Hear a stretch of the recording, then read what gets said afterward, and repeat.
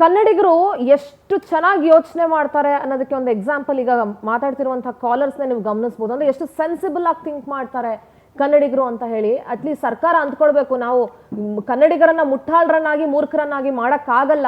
So ನಾವ್ ಏನ್ ಮಾಡ್ತಿದೀವಿ ಅದಕ್ಕೆ ವಿರೋಧ ಇದೆ ಅನ್ನೋದನ್ನ ಅರ್ಥ ಮಾಡ್ಕೊಳ್ಬೇಕು. ಎಸ್ ಕರುಣೆ, ನೀವು ಅವ್ರ ದರ ಮಾತಾಡೋದನ್ನ ಕೇಳಿಸ್ಕೊಳ್ತಾ ಇದ್ರಿ. ಎಸ್ ಸೆನ್ಸಿಬಲ್ ಆಗಿ ಮಾತಾಡ್ತಾ ಇದ್ರು ಅವರು. ಅದು ನಮ್ಗೆ ಸಡನ್ ಆಗಿ ನಗು ತಡ್ಕೊಳ್ಳೋದು, ಬಟ್ ಅದು ವಾಸ್ತವ. ಅವ್ರು ಮಾತಾಡಿದ ವಾಸ್ತವ. ಒಂದು ಸೋಪ್ನ ನಾವು ಪ್ರಮೋಟ್ ಮಾಡ್ಬೇಕಂತಂದ್ರೆ ಏನಕ್ಕೆ ಜನ ತಗೋಬೇಕು, ಇಂಪ್ರೆಸ್ ಆಗಬೇಕು ಅಂದ್ರೆ ಏನು ಕಾನ್ಸೆಪ್ಟ್ ಏನು ಬರುತ್ತೆ? ಓಕೆ, ಬೆಳ್ಳಗಾಗೋ ಅಂತ ಕಪ್ಪು ಹುಡುಗಿನ ಇಲ್ಲ ಮೀಡಿಯಂ ಕಲರ್ ಅದನ್ನ ಬೆಳ್ಳಗೆ ಮಾಡೋ ಅಂತ, ಅದನ್ನ ಅವರು ತುಂಬಾ ಸರಳವಾಗಿ ಅವರು ಇನ್ನೋಸೆಂಟ್ ಆಗಿ ಹೇಳಿದ್ರು. ಅದು ಫ್ಯಾಕ್ಟ್. ಅಂಥದ್ದು ಅರ್ಥ ಆಗ್ಲಿಲ್ವಾ ನಮ್ಮ ಸರ್ಕಾರದವ್ರಿಗೆ?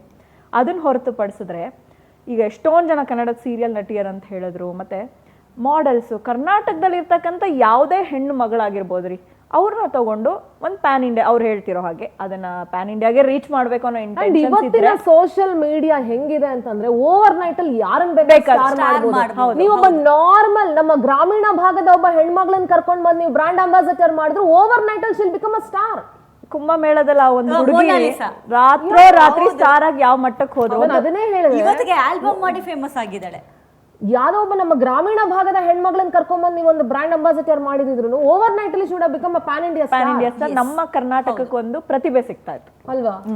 ಆಮೇಲೆ ಬೇಜಾರಾಗೋದು ಏನ್ ಗೊತ್ತಾ, ಇವತ್ತು ನಾವು ಇಷ್ಟೆಲ್ಲ ಮಾತಾಡ್ತೀವಿ, ಒಂದ್ 2 ದಿವಸ 3 ದಿವಸ ಮಾತಾಡ್ತೀವಿ, 4ನೇ ದಿವಸ ಮತ್ತೆ ಈ ಹೋರಾಟ ನಿರಂತರವಾಗಿರುತ್ತೆ. ಹೌದು, ಇದು ಒಂದೇ ವಿಚಾರದಲ್ಲ. ಕನ್ನಡದ ಅಸ್ಮಿತೆ ಅಂತ ಬಂದಾಗ ಸರ್ಕಾರಕ್ಕೆ ಚಾಟಿ ಬೀಸ್ಬೇಕು. ಯಾಕಂದ್ರೆ ಅವ್ರಿಗೆ ಅರ್ಥ ಆಗ್ಬೇಕು, ಇಲ್ಲಿ ವೋಟ್ ಹಾಕಿ ನಾವು ಗೆಲ್ಲಿಸ್ಕೊಂಡಿರೋದು ಕನ್ನಡದವರಿಂದ, ನಾವು ಕನ್ನಡಿಗರನ್ನ ಹೊರತುಪಡಿಸಿ ನಾವ್ ಏನು ಮಾಡಕ್ಕಾಗಲ್ಲ ಅನ್ನೋದು ಅವ್ರಿಗೆ ಅರ್ಥ ಆಗ್ಬೇಕು. ನಮ್ಗೆಲ್ಲ ಹೋರಾಟ ನಿರಂತರವಾಗಿ ಖಂಡಿತವಾಗಿ ನಮ್ಮ ಎಲ್ಲದಕ್ಕೂ ಹಕ್ಕಿದೆ, ನಾವು ಕೇಳೋಂತ ಹಕ್ಕಿದೆ. ಇದು ನಮ್ಗೆ ಆಗ್ತಾ ಇರೋಂಥ ಅನ್ಯಾಯ ನಾವು ಕೇಳ್ತಾ ಇದೀವಿ. ಅದಕ್ಕೆ ನಮ್ಗೆ ಉತ್ತರ ಯಾವ ರೀತಿ ಕೊಡ್ತಾರೆ? ಬರೀ ಜಸ್ಟ್ ಆನ್ಸರ್ ಕೊಟ್ಬಿಟ್ಟು ಸೊಲ್ಯೂಷನ್ ಅಲ್ಲ. ನಮ್ಗೆ ಇದರಿಂದ ಅವ್ರನ್ನ ಹೊರಗೆ ತೆಗೆದು ಕನ್ನಡಿಗರನ್ನ ಮಾಡಿ ಇದು ಮಾಡಿದ್ರೇನೆ ನಮ್ಮ ಹೋರಾಟಕ್ಕೆ ಒಂದು ಗೆಲುವು ಸಿಕ್ಕದಂಗೆ. ಆಮೇಲೆ ಪ್ರತಿಯೊಬ್ಬ ಕನ್ನಡಿಗರು ಈಗ ಎಷ್ಟೊಂದು ಜನ ನಮ್ಗೆ ಮೆಸೇಜ್ ಹಾಕಿ ಇದ್ ಮಾಡಿ ಕನ್ನಡ ಇಲ್ವಾ, ಕನ್ನಡ ಬರಲ್ವಾ ಅಂತಾರಲ್ಲ, ಅವ್ರೆಲ್ಲರಿಗೂ ಉತ್ತರ ಇದಕ್ಕೆ ಸಿಗ್ಬೇಕಂದ್ರೆ ಇದಕ್ಕೆ ಹೋರಾಡಿ, ಇದಕ್ಕೆ ಕೇಳಿ ಸರ್ಕಾರನ ಕನ್ನಡದವ್ರು ಹಾಕಿ. ಅಮೃತ ಅಯ್ಯಂಗಾರ್ ಇದ್ರು. ಹಾ, ಆಫ್ ಕೋರ್ಸ್.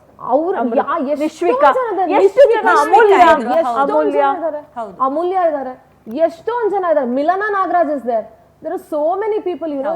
ಎಷ್ಟು ಜನ ಕನ್ನಡ. ಹರ್ಷಿಕಾ ಪೂರ್ಣಚ ಇದ್ದಾಳೆ ಪಾಪ, ಎಲ್ಲಾ ಇದಕ್ಕೂ ಕ್ಯಾಂಪೇನ್ಗೆ ಹೋಗ್ತಾಳೆ, ಪ್ರತಿ ಒಂದಕ್ಕೂ ಹೋಗ್ತಾರೆ. ಅವ್ರು ಕಾಣಿಸಿಲ್ವಾ? ಕಣ್ಮುಂದೆನೆ ಓಡಾಡ. ಅಂದ್ರೆ ಇಲ್ಲಿ ಹೆಂಗೆ ಅಂತಂದ್ರೆ, ಇಲ್ಲಿ ಕೆಲಸ ಮಾಡೋದಕ್ಕೆ ಮಾತ್ರ ಕನ್ನಡದ ನಟ ನಟಿಯರು ಕನ್ನಡಿಗರು ಬೇಕು. ಅದರ ಬೇರೆ ಐಷಾರಾಮಿ ಅನ್ನತ್ತ ಬಂದಾಗ, ಬೇರೆ ದೊಡ್ಡ ದೊಡ್ಡ ವಿಚಾರ ಅಂತ ಬಂದಾಗ ನೀವು ಹೊರಗಡೆ ಅವ್ರನ್ನ ಕರೆಸಿ ಮೆರೆಸಿ ದೊಡ್ಡಷ್ಟಕ್ಕೆ ತೋರಿಸ್ಕೊಳ್ಬೇಕು ನೀವು. I feel shame really. ಇದು ಒಂದ್ ರೀತಿ ಎಷ್ಟೋ ಸಲ ಬೇರೆ ಬೇರೆಯವ್ರನ್ನ ನೀವು ರಾಯಭಾರಿಗಳನ್ನ ಕರೆದಾಗ ಅವ್ರು ಅವಮಾನ ಮಾಡಿರುವಂತ ಎಕ್ಸಾಂಪಲ್ಸ್ ತುಂಬಾ ಇದೆ. ಇವ್ರಿಗೆ ಒಂದ್ ನಿಮಿಷಕ್ಕೂ ಯೋಚನೆ ಬರ್ಲಿಲ್ವಾ ಅಂತ, ನಾವ್ ಯಾರನ್ನೋ ಕರೆಸ್ತಾ ಇದೀವಿ, ನಮ್ ಕನ್ನಡದವ್ರನ್ನ ಹೊರತುಪಡಿಸಿ ಬೇರೆಯವ್ರನ್ನ ಕರೆಸ್ತಾ ಇದೀವಿ ಅನ್ನೋ ಒಂದು ಕಿಂಚಿತ್ ಒಂದು ಯೋಚನೆ ಬರ್ಲಿಲ್ವಾ? ಯೋಚನೆ ಬಂದಿದ್ರೆ ಅವ್ರು ಆ ಕೆಲಸ ಮಾಡ್ತಾನೆ ಇರ್ಲಿಲ್ಲ ಅಲ್ವಾ? ಫೇವರೇಟಿಸಮ್ ಇರಬಹುದು. ಯಾಕಂತಂದ್ರೆ ಈ ತರ ಹೋಗಿ ಅಲ್ಲೂ ಎಷ್ಟೋ ಆಕ್ಟ್ರೆಸ್ಗಳ ಮಧ್ಯೆ ಅವ್ರನ್ನೇ ಚೂಸ್ ಮಾಡಿದಾರೆ ಫೇವರೇಟಿಸಮ್. ಈ ಉತ್ತರ ಕೊಡಿ, ಏನಕ್ಕೆ ಅವ್ರನ್ನ ಮಾಡಿದ್ರಿ? ಈಗ ಹೇಳ್ತಾ ಇದಾರೆ ಅವ್ರ ಪ್ಯಾನ್ ಇಂಡಿಯಾ, ಅದ್ ಒಂದ್ ಬಿಟ್ರೆ ಬೇರೆ ರೀಸನ್ ಇಲ್ಲ. ಇನ್ಸ್ಟಾಗ್ರಾಮ್ ಅಕೌಂಟ್ ಅಲ್ಲಿ 28 ಮಿಲಿಯನ್ ಅಂತ ಬೇರೆ ಮಾತಾಡ್ತಾರೆ. ಇವತ್ತು ಯಾರೋ ಒಬ್ಬ, ನೀವು ಒಂದು ಇನ್ಸ್ಟಾಗ್ರಾಮ್ ಒಬ್ಬ ಕಂಟೆಂಟ್ ಕ್ರಿಯೇಟರ್ನ ನೀವು ಚೆಕ್ ಮಾಡಿದ್ರು ನಮ್ಮ ಕರ್ನಾಟಕದಲ್ಲೇ ಅದಕ್ಕಿಂತ ಜಾಸ್ತಿ ವ್ಯೂಸ್ ಫಾಲೋವರ್ಸ್ ಇರೋ ತುಂಬಾ ಜನ ಇದ್ದಾರೆ. ಇಫ್ ಇಟ್ ಇಸ್ ಓನ್ಲಿ ಅದೇ ಮೇನ್ ಅಜೆಂಡಾ ಆಯ್ತು ಅನ್ನೋದಾದ್ರೆ ತುಂಬಾ ಜನ ಇದ್ದಾರೆ. ಬರೀ ಇನ್ಸ್ಟಾಗ್ರಾಮ್ ಮತ್ತೆ ಸೋಷಿಯಲ್ ಮೀಡಿಯಾನ ಅಜೆಂಡಾ ಆದ್ರೆ ಮತ್ತೆ ಅಲ್ಲಿಗಷ್ಟೇ ಮೀಸಲಿಡಿ. ಯಾಕೆ ಎಲ್ಲಾ ಕಡೆ ಪೋಸ್ಟರ್ಸ್, ಎಲ್ಲಾ ಕಡೆ ಟಿವಿಗಳಲ್ಲಿ ಎಲ್ಲಾ ಕಡೆ ಯಾಕೆ ಬರ್ಬೇಕು? ಅದನ್ನೇ ಅವ್ರ ಅಜೆಂಡಾವಾಗಿ ತಗೊಳಂಗಿದ್ರೆ ಅಲ್ಲಿಗೆ ಮಾತ್ರ ಆಗ್ಲಿ. ಎಷ್ಟು ವ್ಯೂಸ್ ಇದೆ, ಓಕೆ, ಅವ್ರು ಮಾಡಿರ್ತಕ್ಕಂಥ ಪ್ರತಿಯೊಂದು ಆಡೋದು ಎಷ್ಟು ವ್ಯೂಸ್ ಹೋಗುತ್ತೆ, ಅದನ್ನೆಲ್ಲ ಗಣನೆಗೆ ತಗೋಬೇಕು. ಹೊರ ರಾಜ್ಯದ ಜ್ಯುವೆಲ್ರಿ ಶಾಪ್ಸ್ ಗಳಿರ್ಬೋದು ಅಥವಾ ಬೇರೆ ಬೇರೆಯವರು ನಮ್ಮ ಕರ್ನಾಟಕದವ್ರನ್ನ ಬ್ರಾಂಡ್ ಅಂಬಾಸಿಡರ್ ಆಗಿ ಮಾಡಿರುವಂತ ಎಷ್ಟೋ ಎಕ್ಸಾಂಪಲ್ಸ್ ಇದೆ. For example Joyalukkas, Kalyan jewels, Shivaraj Kumar ಅವ್ರನ್ನ ಬ್ರಾಂಡ್ ಅಂಬಾಸಿಡರ್ ಮಾಡಿರುವಂತ ಎಕ್ಸಾಂಪಲ್ಸ್ ಬೇಕಾದಷ್ಟು.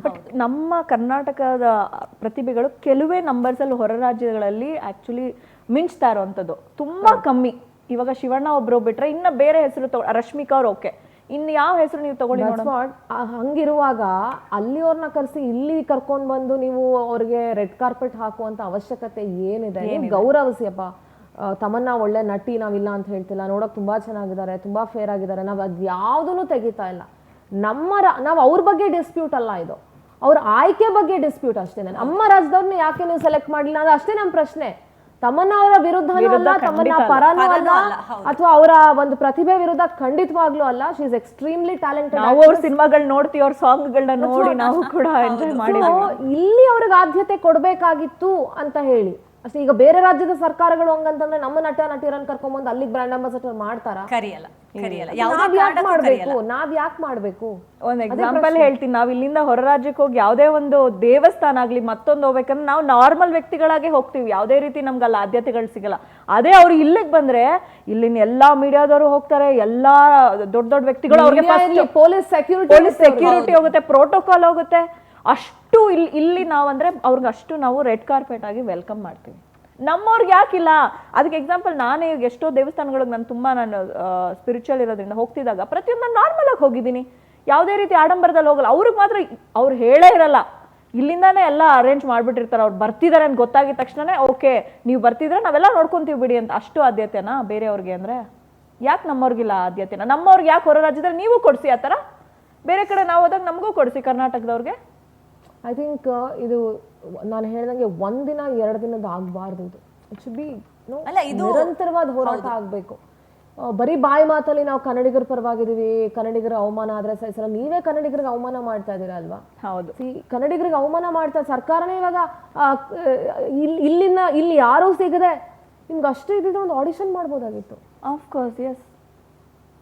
ಒಂದು ಟಾಪ್ 5 ಆಕ್ಟರ್ಸ್ ಅಂತ ತಗೊಂಡು ಮಾಡ್ಬೋದಾಗಿತ್ತು. ನಿಮ್ಮ ಆಡ್ಗೆ ಯಾರು ಸೂಟ್ ಆಗ್ತಾರೆ, ನಿಮ್ಮ ಕಾನ್ಸೆಪ್ಟ್ಗೆ ಯಾರು ಸೂಟ್ ಆಗ್ತಾರೆ, ಅಥವಾ ನೀವು ಯಾರಾದ್ರೂ ಮಾಡೆಲ್ಗಳನ್ನ ಅಪ್ರೋಚ್ ಮಾಡ್ಬೋದಾಗಿತ್ತು. ಬಹಳಷ್ಟು ಜನ ಯಂಗ್ಸ್ಟರ್ಸ್ ಒಳ್ಳೊಳ್ಳೆ ಮಾಡೆಲ್ಸ್ ಇದ್ದಾರೆ ನಮ್ಮಲ್ಲಿ ಕರ್ನಾಟಕದವರು. ಈಗ ಮಿಸ್ ಯೂನಿವರ್ಸ್ ಅಂತೆಲ್ಲ ಮೊನ್ನೆ ಆಯ್ತು, ಎಷ್ಟು ಅದ್ಭುತ ಚಂದದ ಹುಡುಗಿರು. ನಾನು ಹೋಗಿದ್ದೆ ಆ ಶೋನಲ್ಲಿ, ಎಂತೆಂತ ಹುಡುಗಿರಿದ್ದಾರೆ ನಮ್ಮ ಕರ್ನಾಟಕದವರು.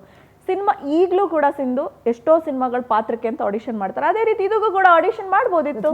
ಅದೇ ತರ ಮಾಡಿದ್ರೆ ಅದು ಇನ್ನೂ ಸೆನ್ಸೇಷನ್ ಕ್ರಿಯೇಟ್ ಮಾಡ್ತಾ ಇತ್ತಲ್ವಾ? ಸೊ ನನಗೆ ಗೊತ್ತಿಲ್ಲ ಯಾರು ಎಂ ಬಿ ಪಾಟೀಲ್ರಿಗೆ ಐಡಿಯಾ ಕೊಟ್ಟರು ಅಂತ ಹೇಳಿ. ಒಟ್ಟಿನಲ್ಲಿ ಕನ್ನಡಿಗರು ಯಾರು ಕೂಡ ಇದನ್ನ ಸಹಿಸ್ಕೊಳ್ಳೋದಿಲ್ಲ. ಅಂಡ್ ನಮ್ಮ ವಿರೋಧ ಇದಕ್ಕೆ ಇದ್ದೇ ಇದೆ. ನಾವು ಫಸ್ಟ್ ನಿಂತ್ಕೊಳ್ಬೇಕಾಗಿರೋದು ಕನ್ನಡಿಗರ ಪರವಾಗಿ. ಎಸ್, ಲಾಸ್ಟ್ ಅಲ್ಲಿ ಭೂಮಿಕಾ ಏನ್ ಹೇಳ್ತೀವಿ? ಖಂಡಿತವಾಗ್ಲಿ ಇವಾಗ ನಾವೇನು ಇವಾಗ ಇದ್ರ ಬಗ್ಗೆ ಮಾತಾಡ್ತಾ ಇದೀವಲ್ಲ, ಇದು ಇಲ್ಲಿಗೆ ಸ್ಟಾಪ್ ಆಗಬಾರ್ದು. ತಮ್ಮನ್ನ ಬಾಟಿಯ ಬಿಟ್ಟು ನಮ್ಮ ಕನ್ನಡದವರು ಯಾರನ್ನಾದ್ರೂ ಅವ್ರು ಚೂಸ್ ಮಾಡ್ಕೊಳ್ಳಿ, ಅಲ್ಲಿವರೆಗೂ ಈ ಹೋರಾಟ ಅಂತೂ ಖಂಡಿತವಾಗ್ಲೂ ಇದ್ದೇ ಇರುತ್ತೆ.